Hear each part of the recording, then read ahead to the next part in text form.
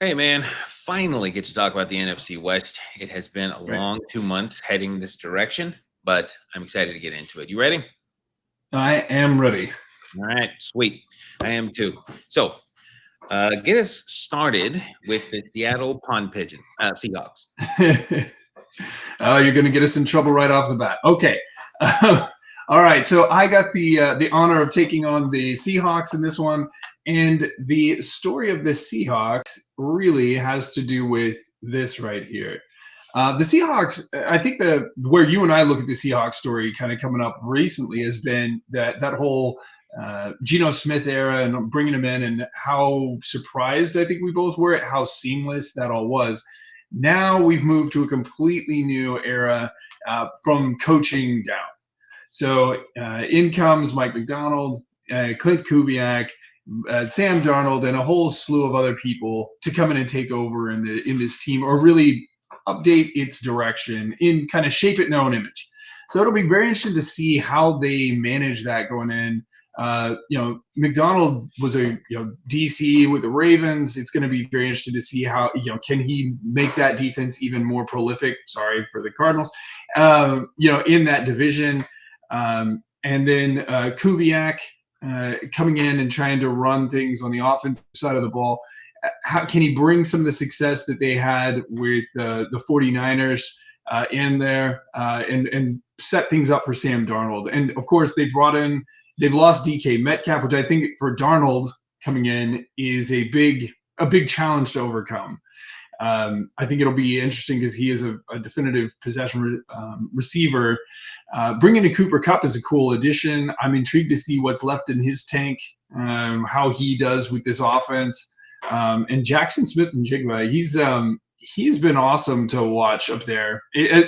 As much as you can be rooting for Seattle. I know you don't think he's quite as awesome, but there's a lot of good pieces up there. The other thing is that running back duo that always seems to overachieve in my mind, Kenneth Walker and Charbonnet. Man, they can get the ball in the end zone. I think they had about 1,600 yards last year combined and 15 touchdowns, which makes them one of the better running back groups in the country. They're a very big dual threat team. They also have two enormous tight ends. They're both 6'5", like 250 plus pound tight ends. I'll be interested to see if they can work them in, and Kubiak kind of coming in to see how he integrates them. I don't think they're nearly as athletic as what he's used to, but should be very interested to see where they go. So I think that's the number one story, is just what is the identity? We've talked a lot about culture and how some teams have really just built their whole team around this really infectious cultures. What do you see as for the Seahawks, kind of with this whole new group coming in? Yeah, any team that's got a new quarterback, I have a hard time seeing anything other than that being the biggest story and the biggest question for them, whether it's Sam Darnold or Tom Brady. So, yeah, what's he going to be for them?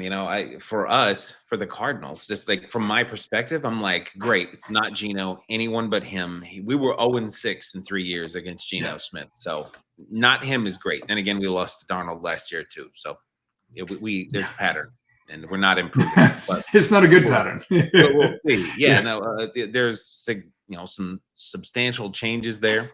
The guys you talked about leaving, that's going to make a difference. I think Cooper Kupp, if he's even a shell of his former self, will still be quite valuable as a guy who comes back to the quarterback and things like that. But I don't expect him to spread the field like olden days anymore. I think if he was expected to do that, he'd still be in the Rams jersey. So, but we'll see. He's got enough there on offense. I like his tight ends. I like his running back group. I mean, they're solid. The only question I really have about that team or their offensive line. But for Darnold, it'll be an interesting change for him. If I had to guess, I'd give him this year. They drafted some a couple of offensive linemen just to protect him, but it might take him this year to really develop some offensive line and then use next offseason to bring him into. But and that should really help him become whatever he's going to become. And then my life could be truly miserable. So, but we'll see. So, well, since you've gone ahead and taken on my second question already, which is, welcome, Sam Darnold. Who are you? And the who are you part is what we were just talking about a little bit, but just going back a bit in time, right? Is like he came up with the Jets. You got a real shot there. but I think with a different system, a different team look.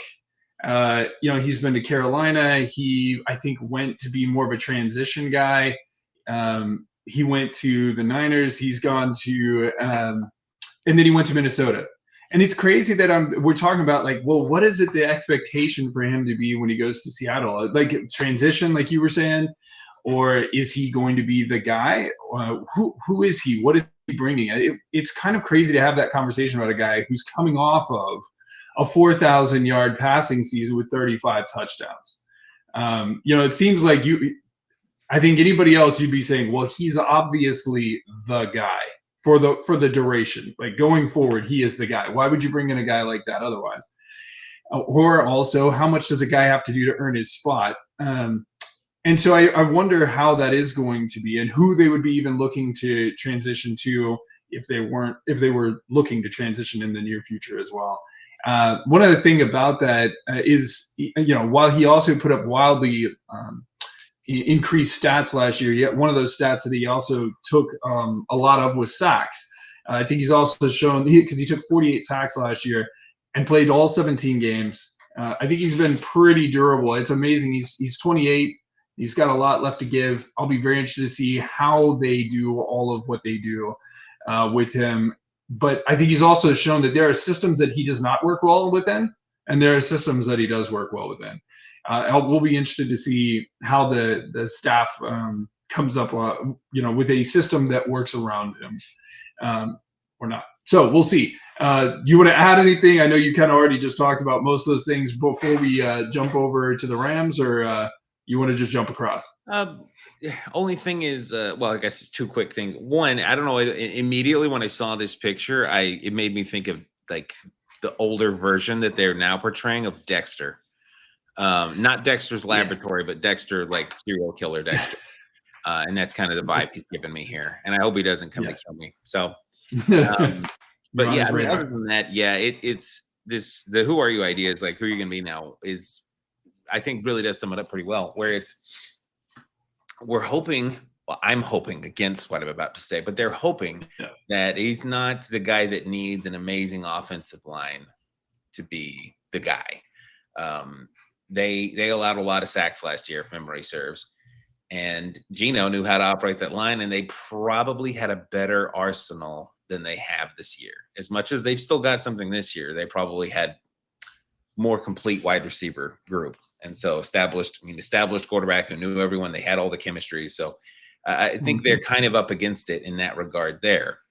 And I'm hoping that they are up against it there, because that is this team's only potential weakness. Their defense is great. I like their weapons. I like their coaches. I mean, I don't like any of them. Obviously, I'm lying, but I understand. But it's just does Sam Darnold have enough protection? And if he does, they're a 13-14 win team. And I'm counting on them not having enough protection for him to do that. But yeah, we'll see. So, well, why don't you jump us right into the Rams? And what's the big story down there? Yeah, so the Rams, they don't have a change at quarterback per se, but there is this big looming cloud hanging over. Oh my gosh, I almost said Sam Darnold again. Matt Stafford. He's on there, and it is. It's multiple things. So it's his injury. It is. I've said before in this offseason when we've talked about the Rams, one of the groups of people I think that had big doubts about Matt Stafford is the Rams. That's why he had to twist their arm to get a respectable 1-year deal. I heard Mike Florio, I think, talking about it, and he was like, "Oh, Matt's, they're doing the year-by-year thing, and he's happy with that." I'm like, baloney. No, there's no player in the history of the league who's been happy with year to year who was under 40 years old. Tom Brady finally accepted that when he was like 43, but everything before that, I think, was at least 2 years. So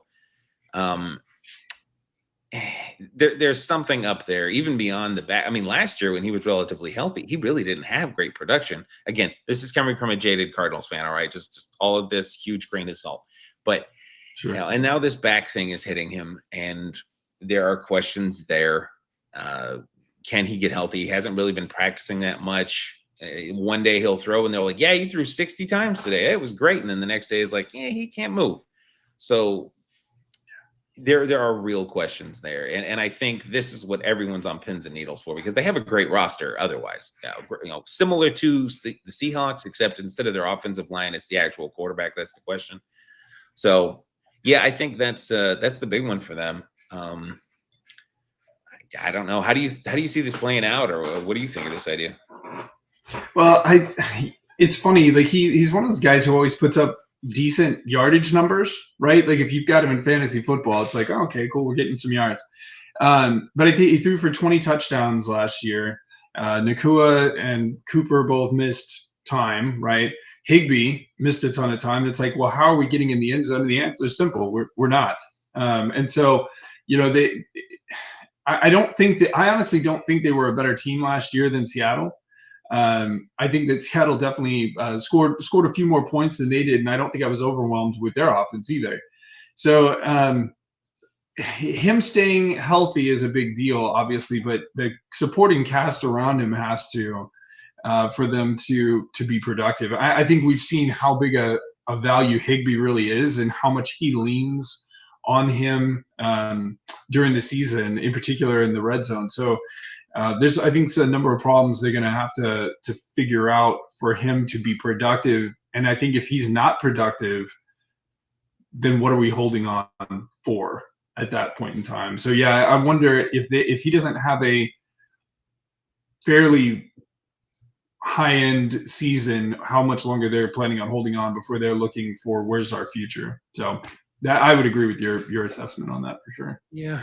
And they're probably already kind of looking at their future. That trade they did in the draft got them to acquire an additional first-round pick in next year's draft. So they've already set themselves up to be able to try to get a young guy next year at a higher level. So they'll probably the assumption at this point is that they'll bundle those and try to move up into the top 5, top 8, something like that. Next year's kind of perceived to be a good quarterback draft at a glance. We haven't seen these kids play yet this year, but we'll see. So, but yeah, all that being said, based on this injury stuff, or mostly the injury stuff, the other stuff is just subjective from a Cardinals fan. But the injury stuff is something of an actual question. If it's acting up now in the preseason and training camp and all that, like what are the odds it's not going to rear its ugly head at some point in the season? So I guess the real question then is going to be, how likely is Matt Stafford going to be to stay healthy on that team? And if he's not, where do they go from there? Yeah, I mean, that's what basically sums it up. It's this back thing could kick in at any time. We don't really know. And maybe he just misses a little bit of time. But if he's going to miss a lot of time, then it's very different, very different subject, which leads me into their question number 2. If he does go down for 4 games or 14 games, how is that team going to be with Jimmy Garoppolo, who seems to be the front runner to be the backup, second string quarterback there in Los Angeles? So we've seen Jimmy play in the past. He has played quite well. He was really close to winning a Super Bowl with the Niners, but he's certainly not Matt Stafford. I don't think there's anyone who's under that illusion that he's going to do the throws that Matt Stafford can do and so on. But he can get the most out of a roster in a game management kind of sense, like a high-end Alex Smith kind of a thing, if that reference makes any sense. And you know that I don't mean that as an insult, although I'd like to insult him because he's been a Niner and a Ram. So yeah, I mean, that's the big question is how far can he really go with this team? Do you, as a fan, do you even want him really taking the reins? Because he's going to keep you in 8, 9, or 10 wins, but can he win in the playoffs? I'm not as certain. So you might rather they had a lesser record. I don't know. That's the big question for me is like, what does this team look like with more than just like one game at the end of the season with Jimmy Garoppolo at the helm? Yeah. I'm trying to think this from 2 approaches. One as a fan, right? As a fan, you want to win as many games you can. You want to believe everybody can take yourself to the Super Bowl, and that's great. I mean, we're literally talking about a guy who's taken a team to a Super Bowl. So, maybe he can do that again. And I would have said the exact same thing. The guy that he reminds me of is Alex Smith for all the good reasons and all the bad reasons. Yeah. He's good. He's smart. He's a field general kind of guy, but he is injury prone. So there's those two things. And in that regard, he does very much remind me of Alex. And I mean that in all due respect. Yeah. But, organizationally, the other side of that coin would be, if Matt goes down and if our organizational plan is, hey, we want to replace Matt in the next year or two, maybe we pick somebody up in the draft, we keep Matt to kind of transition him across, then Garoppolo can be just as functional at that purpose as Stafford, I feel like, in many regards. So you kind of give Garoppolo a shot. If he's not able to perform at that high level, you're not going to win 8, 9, 10 games. Then I think you and I had talked before about then maybe you give Stetson a chance to throw the ball some, be out on the field, see what he is, take the chance, give him an opportunity.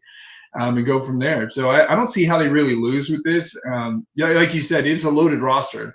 Yeah. So if the time comes that Jimmy comes in, I would think that he's got a chance to take them to the playoffs in this division, I would think. What do you think? Yeah, I think so. Again, if Stafford goes down in week 2 and he's done for the season, I think their odds of making the playoffs go down substantially. But if Stafford goes down in week 2 or week 3 and he's gone for 4 games, 6 games, and Jimmy has to play those 6, he's going to go 500 or better in those 6 games. I mean, I guess maybe it's the worst part of their schedule or something, but like outside of that, he's going to keep you in the hunt. So, and Stetson, we just don't know. Stetson may go 0-6 in 6 games, so we really don't know. So, it's those 2 scenarios. But I do think, as far as the backup quarterback goes, he's one of the best backup quarterbacks in the league at this point. Anyone who's an accomplished starter and led your team to a Super Bowl, you probably make a pretty good. Backup quarterback. So, anyways, speaking of Jimmy Garoppolo's former tenure, let's talk about San Francisco 49ers. Give me the first big question for the San Francisco 49ers. I think the first thing is welcoming this guy back and Brock Purdy telling him he can never leave again. The question is, can they bounce back, right?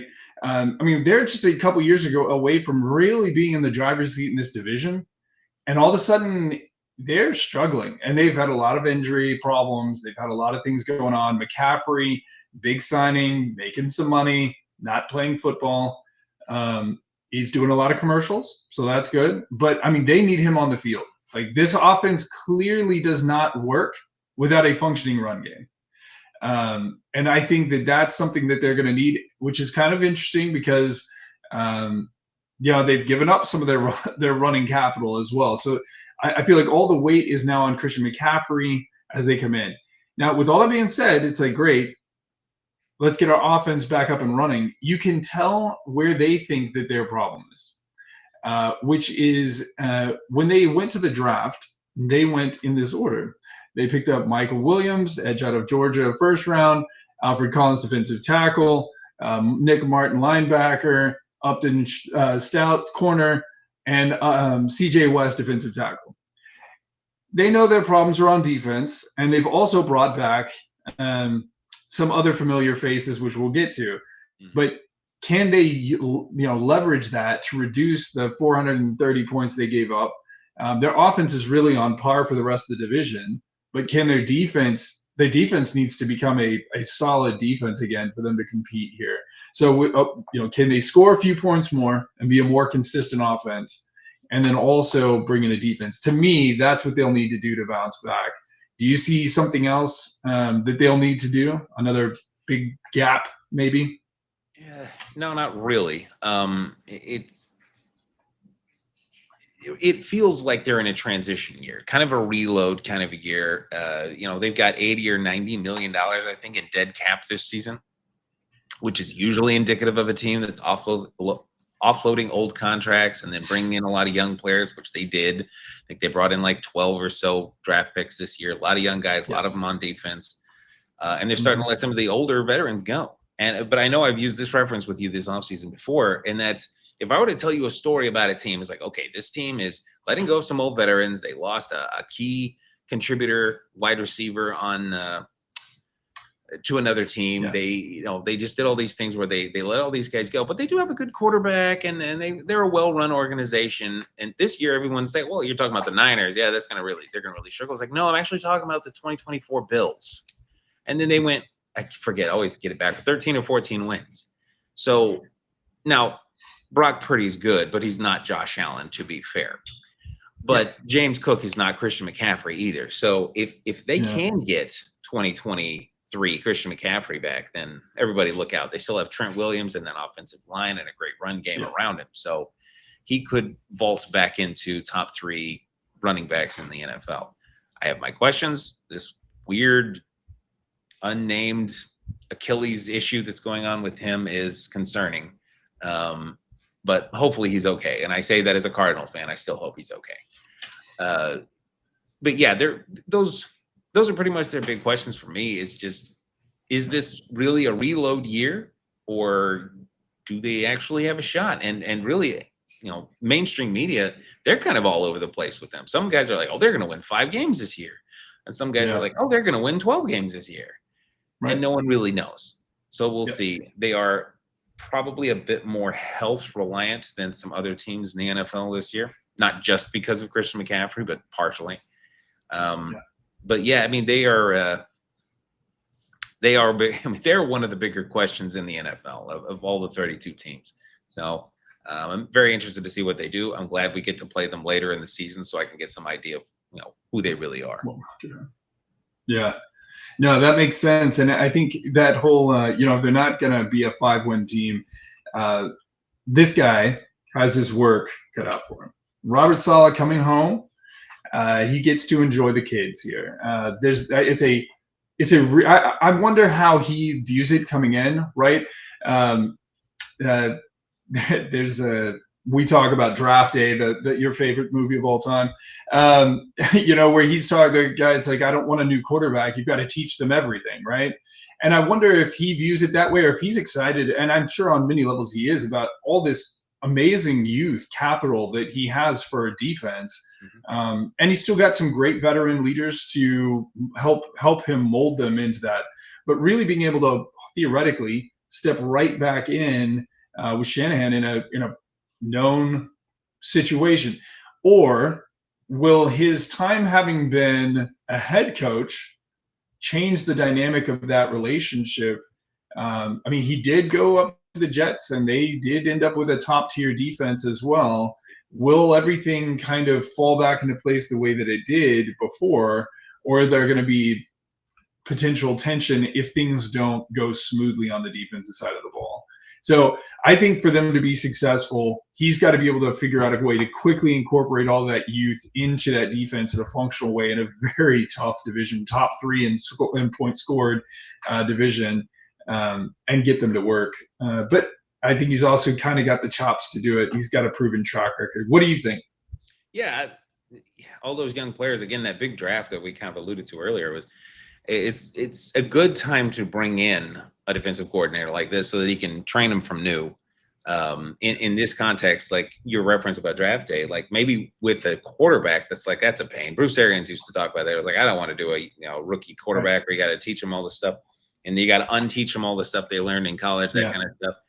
But for defensive players, it might be quite beneficial. It might be a lot of fun for him to have a bunch of young guys and just coach them up.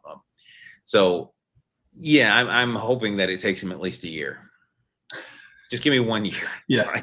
I'm tired of it. That, Robert.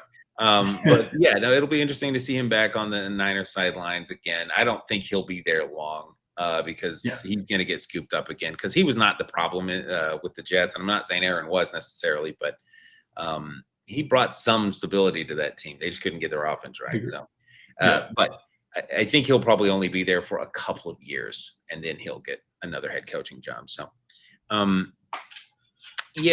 the young players probably this year, and I bet they focus on it a lot next year as well. Maybe they start getting rid of some older players again next year and going young again.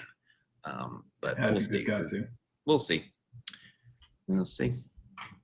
Well, with that, why don't you tell us about the moment you've waited all these weeks to get to? We finally arrived there. Why don't you tell us about the Cards? What's going on with them? Yes, and these are my 73 biggest questions about the Arizona Cardinals. This is the 3-hour 1 through 72 are all about Kyler Murray. Without getting too in the the nonsense here. Have we already seen the best? 2020, he had, I think, 37 total touchdowns, close to 5,000 yards. I think it was like 4,900, somewhere in there. But he hadn't touched that since. Different offense, and the league has changed since 2020, to be fair. But what are we going to get now? Last year, he got a full season, all 17 games, didn't even miss a snap, I don't think, due to injury. I mean, they had Clayton Tune come in for short yardage, push kind of things. But other than that, it was all Kyler Murray. We'll see what he can do. Can he... I've said, maybe just to myself, I may have said this to you at some point, that it was like, if he can go +3, -3, which is, last year he had 26 and 11. If he can go +3 touchdowns and -3 interceptions, it's actually a relatively small amount of difference, but it would probably come up to being a win or two at least over last year with just that. If he can continue his connection with Marvin Harrison Jr. and get that a bit better, just getting the most out of the team, working with Drew Petzing to find the things that really worked well, and then this didn't work well at all, instead of jamming our head into a wall and let's just keep doing it. Maybe we try some other things. So, but that's the biggest question for us. I mean, like so many teams, it's not a big surprise. Our big question is, how is our quarterback going to do? So it is not quite a contract year, but he is a quarterback that you could theoretically move off of next year if you were so inclined, and then it's a quarterback draft next year.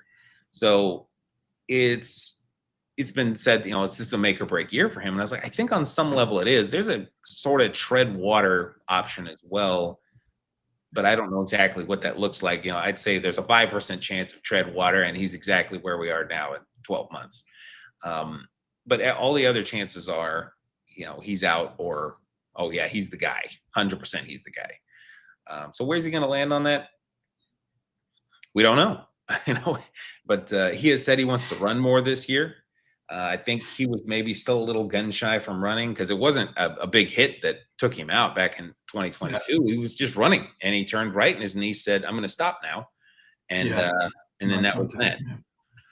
So, we'll see. I don't even have an answer. It's just waiting to see it. So, tell me what you think about this. I've had my ups and downs left and right with Kyler, and my emotional connection to him. There's moments I love the guy. There's moments I hate him. He'll have to go on this, and he's come a long way, right? Like, he's had the season where he had the best stats, but I also felt like he made the most kind of ridiculous plays then at the same time. Like, and by ridiculous, I mean, why did you take that sack, or what? You know what I mean? And so I think he's matured in a lot of those areas. But at this, there's some things that just mathematically are very hard to explain on that team. James Conner is one of them, for instance. This is indirectly about Kyler. James Conner puts up 1,000 yards. He's a big back, but he gets 8 touchdowns. The defenses in your division's ability to keep him out of the end zone is incredible, but not as incredible as their ability to keep Trey McBride out of the end zone. That is impossible. Trey McBride, 1,100 yards receiving, 2 touchdowns. And I swear those 2 touchdowns were like at the end of the season or real close to it. I didn't he have like this long run where he didn't have a touchdown at all. Yep. Marvin Harrison Jr., I almost feel like has the opportunity to become the heir apparent to Mike Evans. Like, in his ability to just throw the ball somewhere in the end zone. I will come down with it. I think is really exciting and can only benefit Kyler. But they've got to find ways to get these other players in the end zone and do it. It terrifies me to have Kyler running. Like, he's fast. He's all these things. That's great. But leaving aside the existing injury, it's only going to take one hit. And I think he's actually proven he's a capable quarterback outside of that. So I kind of hope we haven't seen the best of Kyler. And that they'll be sticking with him for years to come. So we'll see. We'll see what comes. But that's my thoughts on it. Yeah. I mean, I'll be rooting for him pretty much wherever he goes. I just love the guy that's not supposed to work, but then it kind of works. Like, you're not supposed to have a 5'9" or a 5'8", whatever it is, quarterback. So we'll see. But it's really, next year's not all on him though. As much as there are questions there, Our defense is probably the bigger question. And, this highlights Calais Campbell. It's great to have him back. That's why I did this picture. This is one of the old pictures from 8 years ago or whenever it was that he was here. But it's not all on him. When I ask, can this go from a weakness to a strength? It's not just, Calais Campbell, it's all on you, 38-year-old guy. It's the additions they've made. Calais, Dalvin Tomlinson, Walter Nolan. Excuse me. Whew. Yeah. Can all these guys kind of flip the script? Because there was some people will try to look at the stats from last year and be like, oh, they actually had a pretty good defense there in Arizona. I'm like, man, if you watched a lot of the games, you would know it really struggled at times. Like they could do some clutch things, and they tightened up in the red zone quite well. But there were a lot of times when you could just tell, like, the biggest weakness on this team is the defense, and particularly the defensive line. So we've added a lot of guys to the defensive line, free agency, in the draft. And can we be relevant? I think there's a world where we're a pretty good defense, but you added in a whole bunch of guys that I haven't seen play as a unit before. And how's that going to work? The secondary looked like it made some improvements too. I don't want to ignore them, but the defensive line was like the main question from last year. And then, of course, 4 out of 5 guys of our starters got injured. So there's a real opportunity for that to really carry us. I mean, we had 8 wins with a substantial amount of injuries on the defense. And then rookies and undrafted guys playing as our starting corners. So there's a lot of room for our defense to step up and kind of carry some of the load in a real way. So I am excited to see our defense. Everyone talks about Kyler Murray, but I'm really excited to see our defense this year. How good do you think they could be, or not? Well, it is one of the, I think you already pointed it out, that I feel like in a weird way they overachieved last year. Like, I don't know that it ever felt like how do I say that? I don't know that at any point in time when I was watching them that I felt like their defense was that much better than the 49ers. But they gave up 50 less points, almost 60 less points, somewhere in there, than the 49ers. And so they had those moments. And I do honestly feel like most of the teams in that division, they give up lots of yards, but they don't let you in the end zone. Maybe the 49ers were the exception to that. But everybody else, it's red zone's hard. You got to really earn points. So yeah, Calais is a great example of what I think will be the difference on this defense. Budda Baker's phenomenal to watch.